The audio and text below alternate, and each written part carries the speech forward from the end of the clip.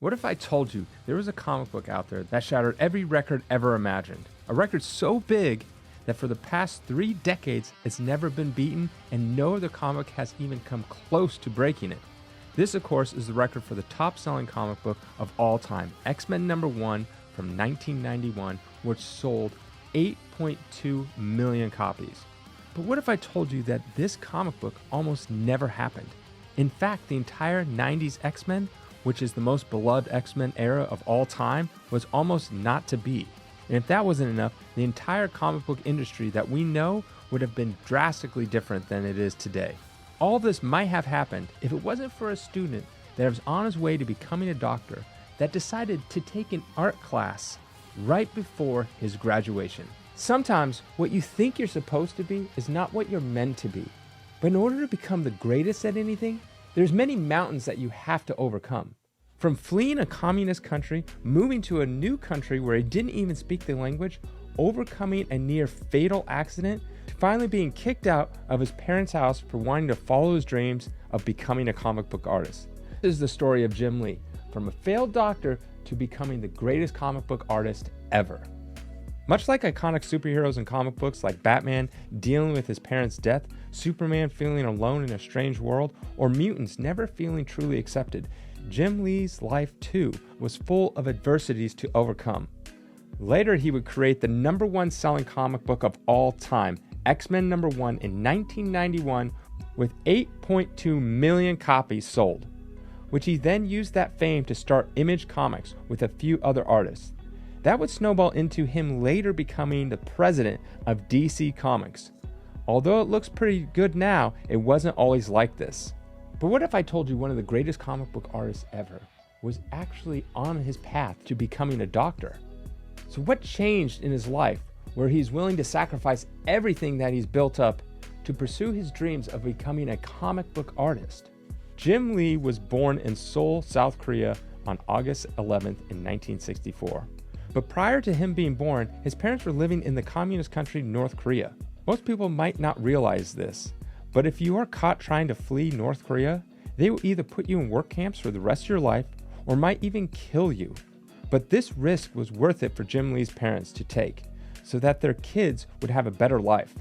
From an early age, Lee was fascinated by superheroes and comic books, especially the Max Fleischer Superman cartoons. He began drawing at a very young age, and his parents even paid for an art teacher to come to their house to teach him. 4 or 5, and I had a woman as a tutor, and she would teach me how to draw. And you had pastel. a tutor who taught you to draw? Yeah, 4 or 5? I remember working oil pastels, and she said, start with a light yellow crayon, and work on with darker values and things like that. Wow. I still feel I use that knowledge today. But then something happened to him that changed his life forever. At the age of 5, he was ran over by a truck and nearly died. He was playing in the street when a truck came barreling down and ran him over. Now, if this was a comic book, this would result in him maybe getting superpowers for the first time or the start of his superhero journey. But in reality, it just ended with him being in the hospital. This was the point where his parents decided to become super strict with him and overbearing, which would come into play later in his life. Shortly after this incident, they would move to the United States. They first moved to Ohio before settling in St. Louis, Missouri. When we immigrated to the US when I was 5, it was actually very reassuring and meaningful to me that Superman also existed in the United States. Lee found himself thrust into a strange place where he didn't even speak the language, but his love of comics actually helped him learn the language. From the ages of 9 to 12, he had a dream of being in the comic book industry, but as time went on in his high school years, his parents did not want him going into a risky industry. Ever since his accident, his parents became very demanding and very strict. They saw their son going down a path that would lead him nowhere. So they did the unthinkable. They threw away all of his comics. My parents tried to throw away my comics many times. They'd say, "I did you a favor," and threw them out. With his parents not wanting him to continue his dreams of becoming a comic book artist, Lee put his dreams behind him and focused on a career path that was much more reliable and secure. He decided to follow in his father's footsteps and become a doctor. He began to focus on his schoolwork and was drawing less and less. By the time he graduated high school, his path was set on becoming a doctor. He attended Princeton University for pre-med and psychology. But by his senior year in college, something happened that made him rethink his entire career path. be more serious about my life, I never really intended to become a comic book artist. I went to college and got a degree in psychology, and I was actually a pre-med when I was there, and something just didn't gel right. My senior year, you have to write a thesis to graduate, and to ease up on my workload, I took some drawing classes. I figured, I can draw, and there's no homework or anything like that. It'll be a breeze. If it wasn't for that art class he took to make his schoolwork load easier, he would have never gotten the spark to ignite his passion of becoming a comic book artist once again. At this point, he had graduated from pre-med and was on his way to becoming a doctor. What Lee decided to do next angered his parents so much that they kicked him out of the house. I think they really wanted me to follow my father's footsteps as a doctor because it represented security. I looked at medicine as sort of this very long escalator that you got on and you rode it all the way to the top and you got off, and I just didn't want to get on that ride. I wanted to get a job. I wanted to work in comic books. He decided he wanted to follow his dreams to become a comic book artist, so he told his parents he was dropping out of medical school. His parents were furious at him, and they got into many fights. They eventually even kicked him out of the house.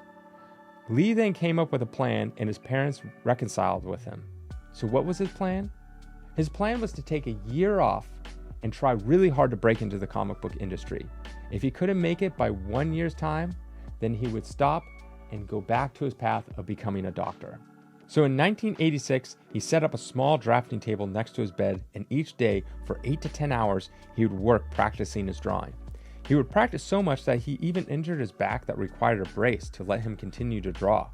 Lee committed to the rule of 10,000 hours, which is a belief that if you put in 10,000 hours into something, you will become a master. By the time I got to 10,000 hours, I was on X-Men. The talent doesn't instantly get you a job. He started sending his portfolio out to every publisher he can think of. I remember my first mailing. It was 90 packages and all rejections. They're harsh, but they were pretty funny too. They said, "You can't draw hands or expressions or human anatomy." St. Louis had a very small comic community at the time. Any chance he would get, he would go to the comic shop that was near him. Through the comic shop, he befriended 2 comic book veterans, Don Secrece and Rick Burchett. Don thought Lee was very talented and gave him his first professional work, inking Samurai Santa. The 2 comic book veterans convinced him to take his portfolio to the New York Comic Con. Once in New York, he knew he had to make it as time was running out. He went to the Comic Con at the Roosevelt Hotel in Manhattan, where luck would have it, Marvel's editor Archie Goodwin was there. And so I put together some artwork, and I went to a convention. I showed it to some editors at Marvel, and I got work. It took about 4 months. I was pretty fortunate. Pretty lucky for us that you went to a Marvel editor. I mean, you might have gone to just an ordinary person. The funny thing is that they were the only ones that gave me work. I showed it to a lot of smaller companies in DC and That's stuff. why they're smaller companies. That's right. There you go, Stan. He loved Lee's portfolio so much that he got him in touch with editor Carl Potts. By November of 1986, he got his first official job, penciling on Marvel's Alpha Flight. He was excited, as this meant he didn't have to go back to med school. His first comic book he penciled was for Alpha Flight number 51, that came out in June of 1987. But technically, he did do an advertisement for that Alpha Flight book in Marvel Age Annual number 3 that came out 1 week before. A couple issues later, in Alpha Flight number 53, he did his first cover and his first time drawing Wolverine. During this time, a character was quickly becoming Marvel's hottest property. Can you guess who that character was? It was the Punisher. Already having his own series, Marvel wanted to capitalize on the high demand for him. So they decided to make another solo series for the Punisher. This was to be titled The Punisher War Journal. They enlisted Jim Lee to be the main artist, and it was an instant hit. By issue 4, Lee brought on a new inker, Scott Williams, which would mark the longest lasting artistic team ever. In issue 7 and 8, Lee was drawing a guest star, Wolverine. Bob Harris, an editor at Marvel, saw it and asked him to fill in on Uncanny X-Men number 248 in 1989. By 1989, X-Men was actually Marvel's most popular franchise. But it wasn't always like this. Actually, they got canceled in issue number 66 in 1970 due to poor sales. It wasn't until they introduced the new X-Men in 1975 that they got a rebirth. Jim Lee was later brought on for X-Men 256 to 258, where he did one of his best redesigns ever. And that character was Psylocke. I mean, just look at the difference. Anyways, that proved to be very successful, and that he became a regular on the series and even co-created Gambit in issue number 266. By the end of 1989, he was making enough money to move out of his parents' house. He moved to San Diego, California, where him, Scott Williams, and Willis Porcio opened up their own studio. Their hopes were that this would elicit inspiration and friendly competition to help each other get better. The studio was called Homage Studios. It was first started out a one-bedroom apartment, but over time it began to grow. In 1991, things were going very well for Jim Lee, but he was about to do something that had never been done before and to this day still hasn't been done. He broke the record for the all-time best-selling single comic book issue. X-Men number 1 in 1991 sold over 8.2 million copies. Jim Lee redesigned all the X-Men's look, and this was the peak 90s comic boom. He became Marvel's #1 artist overnight and was a superstar. But this would be short-lived, as after issue 11, he quit the X-Men. But not only X-Men, but Marvel altogether. He left with a few other artists, most notably Todd McFarlane and Rob Liefeld, and started their own comic book company, Image Comics. Prior to this, these artists had to sit down with Marvel, and they were very frustrated that they had no control over the characters they created. Lee created Gambit, McFarlane Venom, and Liefeld both Cable and Deadpool, all of which were quickly becoming breakout stars.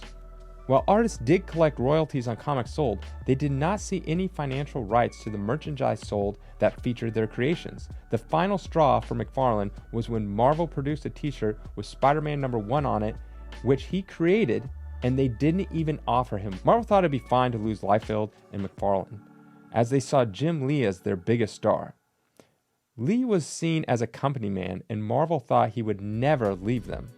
But the final straw for Lee was when he asked Marvel to pay for an extra plane ticket for his wife to go to New York for a comic auction, and they said no. I made the company millions of dollars. The least they could do is spring for an extra plane ticket. With that, he left Marvel and joined the other artists to start Image Comics. On February 17th in 1992, the news broke and Marvel stock dropped to $11 a share. They started to convince other artists to jump ship and join them at Image, where the artists would own 100% of their work and each would have their own imprint within Image Comics. Lee's imprint was called Wildstorm. An imprint is basically a comic company that owns and creates a comic, but Image was more of like the publisher and the brand. So anytime Jim Lee created a comic, it was technically created through the company Wildstorm, but then Image brand and logo would be on it and they would actually publish it, meaning getting it out to the readers. Image's first books hit the shops in April of 1992 with Liefeld's Young Blood, McFarlane's Spawn, Eric Larson's Savage Dragon, and Lee's Wildcat. All those comics sold well over 1 million copies. Things were looking pretty bright for this new comic publisher and Lee's new comic company Wildstorm. With comics selling regularly in the millions for Image, it was a race for each of the imprints to get as much talent as they could. Lee's studio first started in a 1-bedroom apartment. Soon after, they got a 2-bedroom, and then an entire floor at a luxury office building near the beach in La Jolla, California. Lee didn't want to run his company so strict like his upbringing, so he made it more of a fun environment. People would often leave work midday to go surfing or hang out watching TV and playing video games. They had all their work computers hooked up so they would even have LAN parties together. One thing about Lee is he loved to throw wild parties. One time, he wanted a camel at his party, so he did. This is him riding such a camel at his own house party. Imagine, this is the 90s. Without really the internet, how would one even find a camel? I mean, they're native to, the Middle East and Africa, and he's in San Diego, California. How would you even go about getting a camel to your house? But all these parties and trying to gobble up every new talent for each of Image's imprints became its downfall. Many readers complained that Image Comics were all style and no substance. But that wasn't the biggest issue facing Image. It was the fact that they always shipped their comics late. In fact, in April of 1993, only 15% of all Image comics that month were shipped on time, compared to 90% with DC and 80% with Marvel. This caused a massive blow to Image, as comic book shops didn't want to order from them. Retailers have to order months in advance, so they don't know how much to order or if the comic will be a hit. Plus, they would have to have all their cash tied up in a comic that would arrive many months late. This caused 20% of all comic book shops that year to close down. Not only were they shipping late, but they were shipping their comics out of order too. They shipped Spawn 21 before issue 19 and 20. The worst example of this was Liefeld's Deathmate Red, that shipped 4 months late. This marked the beginning of the 90s comic crash, where many shops overordered and had thousands of unsold comics sitting around. Turmoil began internally at Image Comics. By the end of 1994, their best titles were only selling 250,000 copies each. They determined they needed to publish at least 30 comic book titles per month just to stay in business. With many of their original founders being late on their books, they had to turn to any artist they could find and publish their comics. As things became bad, some of the founders started fighting with each other. Rob Liefeld actually started in another comic book company to kind of compete with Image. It was called Maximum Press. He then went to Silvestri's imprint Top Cow and asked him to merge with his new Maximum Press comic company. Silvestri declined and rejected him, so then Liefeld decided to poach Silvestri's top talent. That caused Silvestri to leave Image, as he was a founding member of Image. So all the board members at Image got together and voted Rob Liefeld out, and Silvestri came back. Lee needed to shake off the bad reputation from what was happening at Image, so he opened a couple new sub-imprints of Wildstorm. He wanted to make comics that were writer-centered and artist-second. He brought on talent like Alan Moore, who made League of Extraordinary Gentlemen and many other comics. He even made a bid at Lucasfilms to do the new Star Wars line of comics, but lost to Dark Horse. But all this fighting at Image and declining sales of comic books made Jim Lee realize something. He didn't like running a comic book company. He wanted to get back to his roots, which was illustration. So he did something that he never thought he would do. Marvel had just filed for bankruptcy, and the industry was changing from monthly issues to more graphic novels. He didn't have the infrastructure to make the change, so in 1998, he sold Wildstorm and all of its imprints to DC. He did actually reach out to Marvel to deal with them, but thankfully it never happened, because shortly after, they filed for bankruptcy and he would have lost it all. He was just an artist once again, not worrying about the day-to-day of running a business. By 2010, Lee's career path pivoted again when he became co-publisher of DC Comics alongside Dan DiDio. He quickly changed things up by launching the New 52 in 2011. Nearly a decade later in 2020, he had taken over the role and became sole publisher and chief creative officer for DC. As a publisher, it's all about keeping the iconic mythology alive and growing. It's weird to think about what would have happened if he listened to his parents and became a doctor, or if he never took that art class his senior year and it didn't reignite his passion to becoming a comic book artist, which resulted in him following his dreams. How different would the comic book industry be if we never would have gotten the 90s X-Men cartoon? Would Image Comics even exist? There's so many things tied to Jim Lee and his legacy that might have never happened because he was never in the industry. It's just interesting to think how small changes can lead to huge life-changing events. Maybe there's a universe out there where they don't have their Jim Lee, but I can say that is not a universe I wish to live in.